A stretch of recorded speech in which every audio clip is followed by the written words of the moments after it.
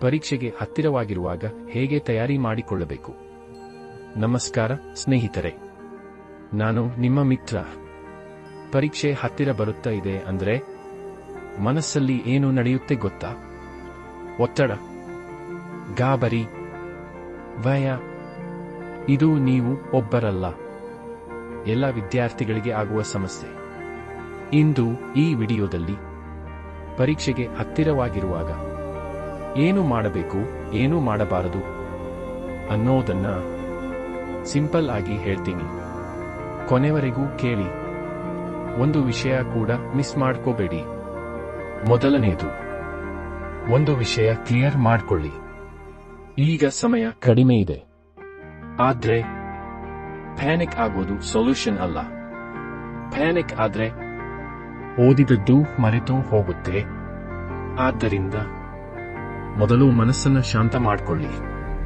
ಇಂದು ಒಂದು ನಿರ್ಧಾರ ಮಾಡಿ, ನಾನು ನನ್ನ ಮಟ್ಟಿಗೆ ಬೆಸ್ಟ್ ಕೊಡ್ತೀನಿ ಅಂತ. ಇಷ್ಟೇ ಸಾಕು. ಇದು ತುಂಬಾ ಮುಖ್ಯ.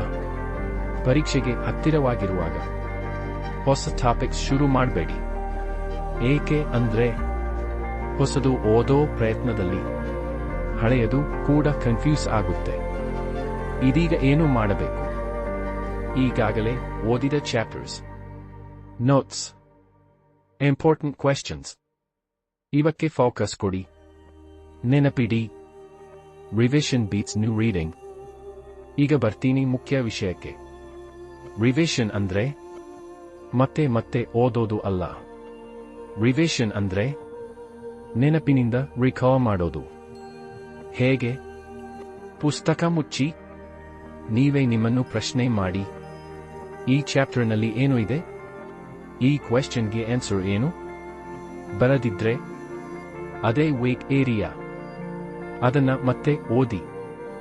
ಈ ಮೆಥಡ್ ಪರೀಕ್ಷೆಗೆ ತುಂಬಾ ಉಪಯೋಗ. ಈಗ ಟೈಮ್ ಟೇಬಲ್ ಬಗ್ಗೆ. ಪರೀಕ್ಷೆಗೆ ಹತ್ತಿರ ದಿನಗಳಲ್ಲಿ ಹೊಸ ಟೈಮ್ ಟೇಬಲ್ ಎಕ್ಸ್ಪೆರಿಮೆಂಟ್ ಮಾಡಬೇಡಿ. ನಿಮಗೆ ಯಾವ ಸಮಯದಲ್ಲಿ ಕಾನ್ಸಂಟ್ರೇಷನ್ ಜಾಸ್ತಿ ಅದನ್ನ ಬಳಸಿ. ಮಾರ್ನಿಂಗ್ ಪರ್ಸನ್ ಅಂದ್ರೆ ಬೆಳಿಗ್ಗೆ ಓದಿ, ನೈಟ್ ಪರ್ಸನ್ ಅಂದ್ರೆ ರಾತ್ರಿ ಓದಿ.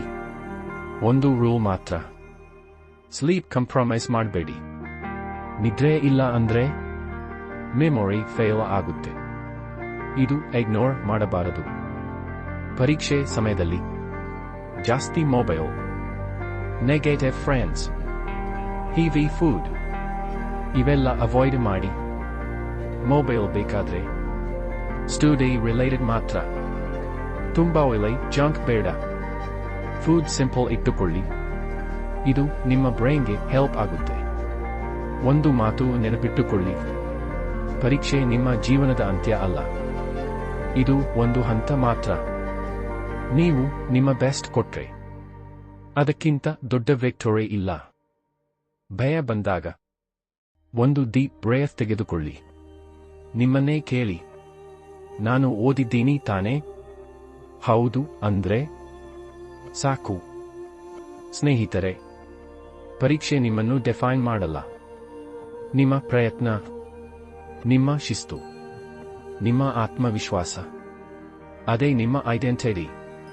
ಇಂದು ಹೇಳಿದ ಪಾಯಿಂಟ್ಸ್ ಫಾಲೋ ಮಾಡಿದ್ರೆ ನೀವು ಕಾಮ್ ಆಗಿ, ಕಾನ್ಫಿಡೆಂಟ್ ಆಗಿ ಪರೀಕ್ಷೆ ಬರೆಯಬಹುದು.